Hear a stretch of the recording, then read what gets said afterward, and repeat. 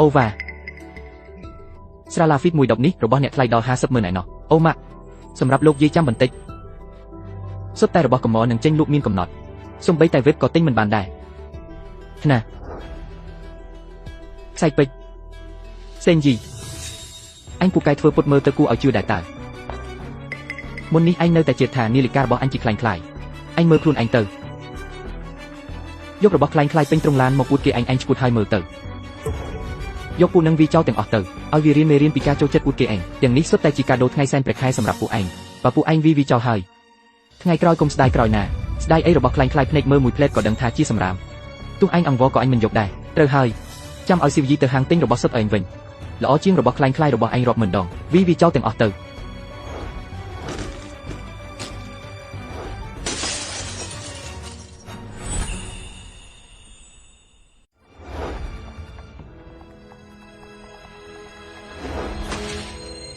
លុយ10,000នេះ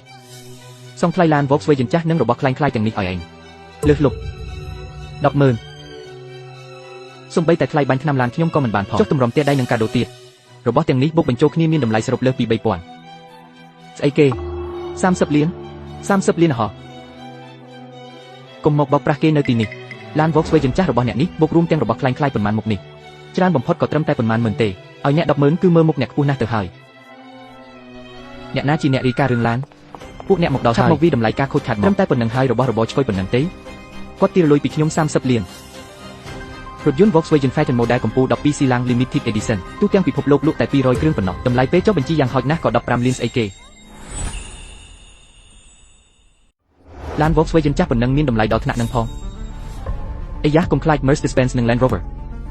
ខ្លាចតែ Volkswagen ដែលមើលស្រាលមិនបានទេនេះគឺជាព័ត៌មានត្រួតពិនិត្យរថយន្តអ្នកពិនិត្យទៀងទាត់ឲ្យបានហ្មត់ចត់អាយ៉ាអាហោបាឡាននេះជាឡានពិតហើយរបស់ទាំងនេះពិតណាស់វាពិតជាពិតលោកនាយកសិនដើម្បីរៀបចំអំណោយទាំងនេះបានចំណាយអស់ជាង10 លានឯណោះស្រាថ្លៃយ៉ាងនេះអញបែរជាឲ្យខ្ញុំបំបែកវាចោលទៅវិញនេះជាស្បែក Hermes Model Limited តែណោះណាមានលុយក៏ទិញមិនបានដែរនេះពិតជាការខ្ជិះខ្ជាយណាស់ហើយនៅមានខ្សែពេជ្រនេះទៀតសៀវយីមើលទង្វើរបស់អូនទៅមើលអូនត្រូវតែសងសំណងពួកយើងវិញបើគាត់ថាពិតគឺពិតហើយលេងសាច់អី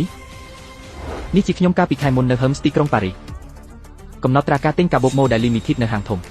កាបូបនេះមួយសុទ្ធតែមានលេខសម្គាល់អាចឆែកមើលនៅលើគេហទំព័រផ្លូវការបាននេះជាកិច្ចសហប្រតិបត្តិការទិញស្រារបស់ខ្ញុំនៅរោងចក្រស្រា Bodyok ស្រាឡាវៃឆ្នាំ82សរុប20ដបគ្រប់ដបទាំងអស់សុទ្ធតែមានវិញ្ញាបនបត្របញ្ជាក់ការប្រមូលហើយនៅមានពេជ្រនិងគ្រឿងអលង្ការទាំងនោះទៀតនេះជាកំណត់ត្រាការទិញនិងវិញ្ញាបនបត្របញ្ជាក់គុណភាពនេះមិនអាចទៅរួចទេគាត់ប្រកាសជាអ្នកទទួលខុសត្រូវហើយអញ្ចឹងខ្ញុំត្រូវទូរស័ព្ទទៅខាងឈ្មួញទាំងនេះឥឡូវនេះដើម្បីបញ្ជាក់ឬយករបស់ទាំងនេះទៅមជ្ឈមណ្ឌលធ្វើការផ្ទៀងផ្ទាត់ដើម្បីធ្វើការផ្ទៀងផ្ទាត់មិនឆ្ងល់ទេដែលស្រីម្នាក់នោះហៅគាត់ថាលោកសិនហើយនៅតែអាចរក្សាភាពស្ងប់ស្ងាត់បានយ៉ាងនេះអញ្ចឹងបានន័យថាគាត់ខ្លាចជាអ្នកមានហើយ30 លានយន្តមិនមែនជាចំនួនតិចតួចទេអញ្ចឹងឯងឆាប់រកវិធីគិតទៅឯងឃើញដោយភ្នែកណាថាខ្ញុំជាអ្នកបោកបំបែកខ្ញុំប្រាប់ឯងណាឯងកុំចោទប្រកាន់មនុស្សល្អនៅទីនេះមានមនុស្សច្រើនណាស់នៅទីនេះគ្រប់គ្នាបានឃើញទាំងអស់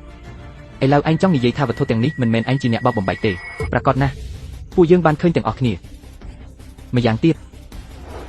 នៅតាមបណ្ដោយលំនៅឋាននេះមានកាមេរ៉ាសុវត្ថិភាពគ្រប់ទីកន្លែងបើខ្ញុំចង់បានផូស្តាងគឺងាយស្រួលណាស់ហ្វាងយីចិត្តណាធ្វើឲ្យខូចខាតទ្រព្យសម្បត្តិអ្នកដទៃហើយមានតម្លៃច្រើនបើប្តឹងចាប់ពី3ឆ្នាំដល់7ឆ្នាំអ្នកគិតតែបានច្បាស់សិនទៅសៀវយូអំបញ្ញមិញឯងថាពួកយើងជាអ្នកធ្វើតើរឿងនេះឯងត្រូវដោះស្រាយឲ្យបានល្អពួកយើងមិនចង់ជាប់ប្រវត្តិឧក្រិដ្ឋទេខ្លាចអីខ្ញុំមានដល់ទៅ30 លានឯណោះឥឡូវខ្ញុំនឹងទូរស័ព្ទទៅប្តីឲ្យគាត់មកទទួលសម្រាប់ brand Sushi គឺមាន5មុខបងប្អូនទាំងគ្នាគឺមានលេមានប្រេងមាន scrub មានសេរ៉ូមនិងមាន spa អញ្ចឹងសម្រាប់អ្នកដែលលាបផលិតផលពីមុនមកខូចស្បែកដូចជាឡើងសង្វារឡើងអាចរុយឬក៏សរសៃក្រហមអីអាចប្រើប្រាស់ brand Sushi ជាឈុតបានដោយយើងអាចជ្រើសរើសយកជាឈុតទៅគឺប្រសិទ្ធភាពខ្ពស់និងប្រសិទ្ធភាពទ្វេដងតែម្ដងអញ្ចឹងសម្រាប់បងប្អូនទាំងគ្នាដែលអត់សូវមានលទ្ធភាពយើងអាចប្រើតាលេក៏បានដែរប៉ុន្តែបើសិនជាការណែនាំពីខ្ញុំទៅខ្ញុំចង់ឲ្យប្រើជាឈុតដើម្បីប្រសិទ្ធភាពឲ្យការកសលលឿនហើយសង្វារឲ្យខ្មៅអាចរុយបងប្អូនទាំងគ្នាក៏ប្រសិទ្ធភាពលឿនខ្លាំងដែរ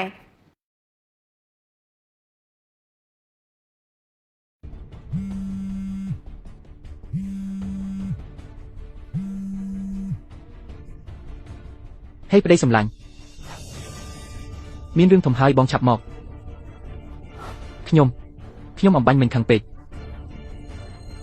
វាបំបែកឡានបងប្អូនជីដូនមួយរបស់ខ្ញុំហើយនឹងរបស់របរខាងក្នុងអស់ឥឡូវខ្ញុំគ្មានលទ្ធភាពសង្កេតទេឡានអីទៅដែលគ្មានលទ្ធភាពសង្កេតនោះ3ថ្ងៃមុនខ្ញុំទើបតែទេលុយ1លានឲ្យឯងមែនទេនិយាយដល់រឿងនេះទៅលោកស្រីសឹមលោកសៀវរយៈពេលប្រហែលនេះចំណាយលុយច្រើនគួរឲ្យកត់សម្គាល់ម្យ៉ាងវិញទៀតកន្លែងចំណាយលុយភាគច្រើនគឺនៅផ្សារទំនើបនិងសន្តាគារអ្នកពិតជាមិនបាច់សួរគាត់ទេបរិះអីចឹងហើយនៅខាងក្រៅរវល់ផឹកស៊ីចាយលុយច្រើនបន្តិចជារឿងធម្មតាទេគាត់ជាប្តីរបស់ខ្ញុំជឿជាក់លើគាត់គួរឲ្យស្ដាយដែលខ្ញុំជឿជាក់លើគាត់ខ្លាំងយ៉ាងថាគាត់ទៅផឹកស៊ីអូតាមពិតរកលុយឲ្យស្រីកំណានតើ1លានមិនគ្រប់ទាំងប្រាក់រីផងនាងស្រីថោកនោះបាននិយាយថាបើខ្ញុំមិនព្រមតាមវាបញ្ជូនខ្ញុំទៅគុកហើយយ៉ាងតិចក៏3ឆ្នាំដែរនៅខ្វះប៉ុន្មានទៀតខ្ញុំរពន្ធសៀយូហឹងយំធ្ងន់ធ្វើរឿងអីប្រាប់អញប៉ុន្មានដងហើយរឿងដែលអាចដោះស្រាយដោយលុយមិនមែនជារឿងធំទេរឿង30លានក៏មិនមែនជារឿងធំដែរមែនទេសៀសំឡេងនេះហេតុអីបានជាធ្លាប់រំលេះ30លានមិនខុសទេឯកសារពាក់ព័ន្ធលោកស្រីបានមើលរួចហើយសូមសួរលោកសៀក្រុងនឹងទូទាត់របៀបណាដែរហេតុអីមិនទៅប្លន់តែម្ដងទៅខ្ញុំឲ្យអញ5លានចាត់ទុកថាចប់រឿងខ្ញុំព្រមមានអញហើយណាអញនៅមុខណាអូមួយទៀតចង់រំលឹកអញបន្តិច30លានគឺជាតម្លៃដែលខ្ញុំបញ្ចុះរួចហើយបើអញរកស្ថាប័នជំនាញមកវិតម្លៃរបស់ទាំងនេះច្រើនជាង30លានទៅទៀតតើអ្នកចង់បានអ្វីឲ្យប្រាកដខ្ញុំឲ្យជំរឿ2ទៅអ្នកទី1ក្នុងរយៈពេលកន្លះម៉ោងផ្ទេរប្រាក់ចូលកាន់នីឯកជនរបស់ខ្ញុំរឿងនេះយើងនឹងបញ្ចប់ត្រឹមនឹងទី2ខ្ញុំនឹងរាយការណ៍ទៅប៉ូលីសឥឡូវនេះលោកស្រីលីបានបំផ្លាញទ្រព្យសម្បត្តិអ្នកដទៃដោយចេតនាហើយចំនួនទឹកប្រាក់ក៏ច្រើនផងដែរដល់ពេលនោះមិនត្រឹមតែគ្មានលុយទេថែមទាំងត្រូវទៅតុលាការទទួលខុសត្រូវព្រមទាំងទៀតអត់ទេមិនបានដាច់ខាតទោះបើសិនយីដឹងរឿងនេះតាមចរិតរបស់គាត់បើគាត់ដឹងថាខ្ញុំមានស្រីខាងក្រៅគាត់ប្រកាសជាលែងលះខ្ញុំហើយពេលនោះខ្ញុំច្បាស់ជាចាប់ហើយល្អខ្ញុំព្រមតាមអ្នកកុំរាយការណ៍ប៉ូលីសអីអាហាសឃើញហើយឬនៅ30លានប្តីខ្ញុំរកបានស្រួល30លានលុយច្រើនណាស់អ្នកនិយាយពាក្យប្តីជាប់មាត់នាងជាពិតជាផ្អែមល្ហែមណាស់ពួកនាងរៀបការតាំងពីពេលណាមិនក៏ខ្ញុំមិនដឹងមែនហើយស៊ីវយីនិយាយទៅអ្នកនឹងលោកសេនៅជាមួយគ្នាអស់ប្រហែលឆ្នាំហើយមិនក៏មនុស្សថាមានរៀបចំពិធីមង្គលការអញ្ចឹងមែនហើយពួកគេនៅជាមួយគ្នាអស់ប្រហែលឆ្នាំហើយឆាប់នេះហើយពេលរៀបការខ្ញុំនឹងជូនដំណឹងពួកនាងអីចឹងទេនៅមិនទាន់រៀបចំពិធីមង្គលការផងចុះសម្បត្តិអាពីពីវិញយ៉ាងហោចណាស់ក៏បានចុះសម្បត្តិហើយដែរប្តីខ្ញុំមួយរយៈនេះរវល់ពេកហើយនៅមិនទាន់មានពេលផងគាត់កំពុងតែគិតមើលថាពួកនាងនេះទី1មិនទាន់រៀបការទី2មិនទាន់ចុះសម្បត្តិនាងចេះតែហៅគាត់ថាប្តីរហូតអីចឹងលោកសេវយីហេងពិតជាប្តីនាងមែនទេគ្រាន់តែមិនទាន់ចុះសម្បត្តិតែប៉ុណ្ណោះគាត់ស្រឡាញ់ខ្ញុំណាស់មិនយូរមិនឆាប់គាត់គឺជាប្តីខ្ញុំហើយខ្ញុំសូមរំលឹកនាងបន្តិចនាងគួរតែស្វែងយល់ពីលោកសេវយីហេងនេះជាមុនសិនថាតើគាត់រៀបការហើយឬនៅលីវកុំឲ្យដល់ពេលខ្លាចជាប្រពន្ធចុងខ្លួនអញហើយនៅមិនដឹងខ្លួនផង30លានប្រហែលជាពេលនេះគាត់កំពុងរកប្រពន្ធដាំគាត់ហើយបើចង់បានកុំមកញុះញង់នៅទីនេះកុំស្មានថាខ្លួនឯងរកលុយបានតិចតួចសោះហើយមកធ្វើជាតែក្រុមហ៊ុនតូចតាចរបស់ឯងនោះប្រៀបធៀបជាមួយក្រុមហ៊ុនដេងឆេងរបស់ប្តីខ្ញុំមានតម្លៃអ្វីទាំងអស់អីចឹងមែនទេហើម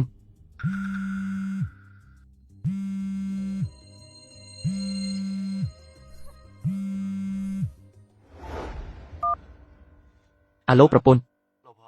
អូននៅណាថ្មីនេះក្រុមហ៊ុនមានគម្រោងវិនិយោគនៅបរទេសដ៏សំខាន់មួយត្រូវការជាបន្ទាន់នៅថវិកាចាប់ផ្ដើម50លានអូនប្រញាប់ផ្ទេរលុយមកបើគម្រោងនេះជោគជ័យយ៉ាងហោចណាស់ក៏អាចរកបានរាប់រយលានដែរសំណង30លានតែមកទាខ្ញុំ50លានឯណោះនេះរាប់ថាជាល្បិចកលមែនទេណាគម្រោងចាប់ផ្ដើមថ្មីជាច្រើនរបស់ក្រុមហ៊ុនខំប្រឹងតាំងចិត្តរងចាំតែគ្មានដំណឹងអ្វីបន្តិចសោះតើក៏ត្រូវបង្វែរយកទៅតាមវិធីនេះដែរឬ